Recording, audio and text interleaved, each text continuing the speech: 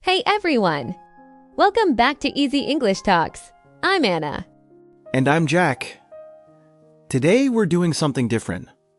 No dry lessons. Just me and Anna sitting here with coffee, talking about real, funny, and sometimes crazy World Cup stories. And of course, we'll teach you the natural English you can actually use. Exactly. Imagine we're just two friends chatting in a cafe while watching the World Cup. That's the vibe today. Let me start with my most embarrassing World Cup story. It was 2014, Brazil World Cup. I was watching with my friends in a pub. Oh no, I think I know this one. So Germany was destroying Brazil 7-1.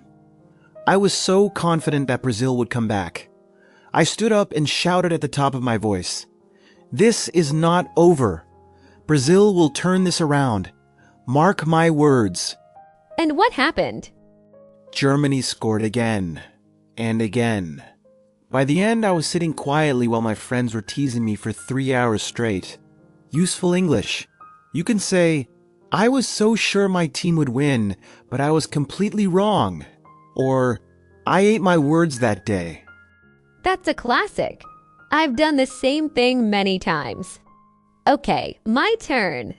In 2018, I was in Russia for the World Cup. I was supporting England, obviously.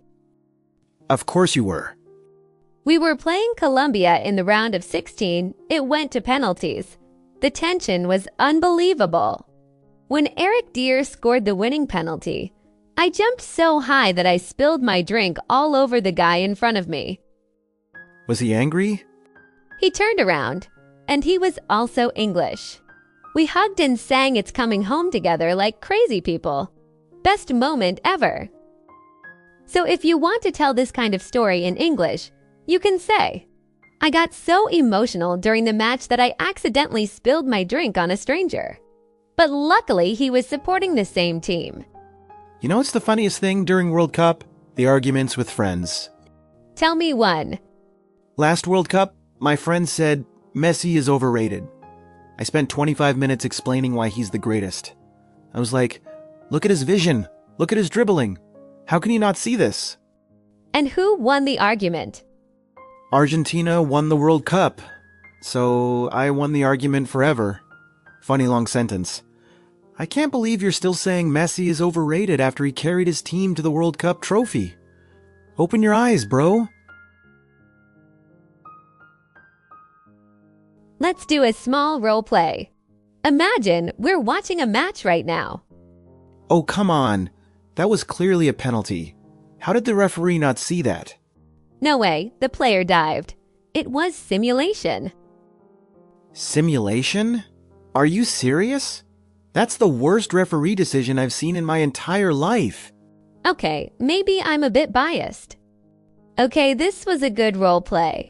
Jack, you know, not all stories are funny. Some are beautiful. I remember a German guy I met during 2014 World Cup. His grandfather had passed away a few weeks before.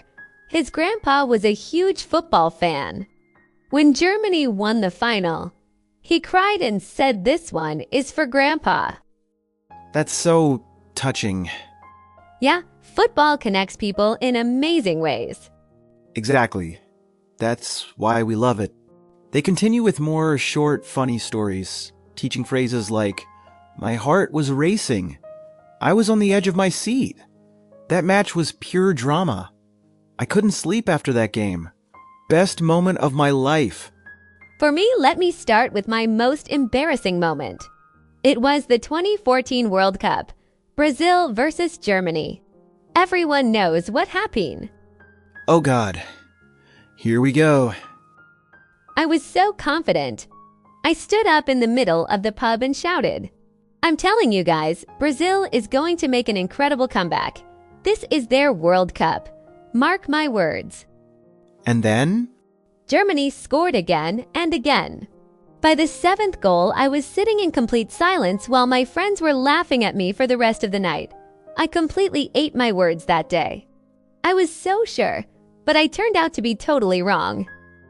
My turn. In 2018, I traveled to Russia. During England versus Colombia, it went to penalties. When Eric Dyer scored the winning penalty, I went absolutely crazy. And what did you do? I jumped up, spilled my drink all over the Russian guy sitting in front of me, and started singing "It's Coming Home" at the top of my lungs. The guy turned around, and he was also supporting England. We hugged like we were best friends for years. Wow, oh my good. Only football can do that. One thing I love about the World Cup is arguing with friends. My best friend is a huge Messi fan.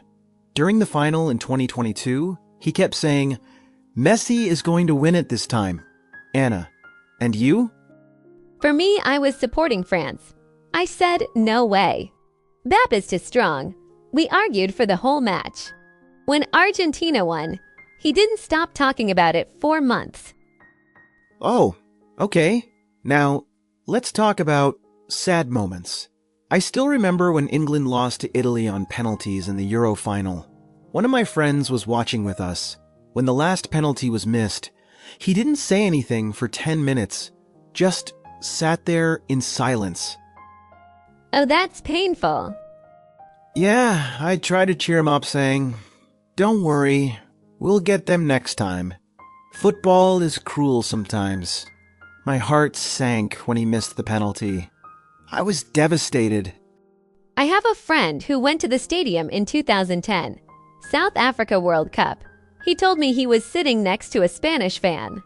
When Spain scored the winning goal in the final, the Spanish guy hugged him so tightly he couldn't breathe for a few seconds.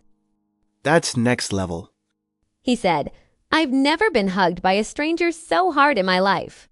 This one is beautiful. Anna, tell the story you told me before. Okay, Jack, that's so moving. Football really connects generations. I have one more funny story. In 2022, I was watching a match with some Brazilian friends. I tried to speak Portuguese but mixed it with Spanish. They laughed so hard at me. And what did you say? I wanted to say good luck, but I said something completely wrong. They still tease me about it until today. Okay, Jack, now, let's do a role play. Imagine the World Cup final is happening right now. Oh my god, the tension is killing me. I can't even drink my coffee properly. Same, if this goes to penalties, I'm going to have a heart attack. Come on, England. Ha ha ha, you've been saying that since 1966? Yes, why not? Ha ha ha. So these were some of our real, funny, and emotional World Cup stories. The best thing about football is not just the matches. It's the memories and stories we create with friends and family. Now it's your turn.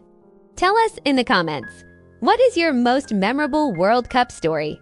Funny or emotional? We want to read all of them. And don't forget to subscribe to the channel and like the video if you enjoy it. That's mean a lot of us.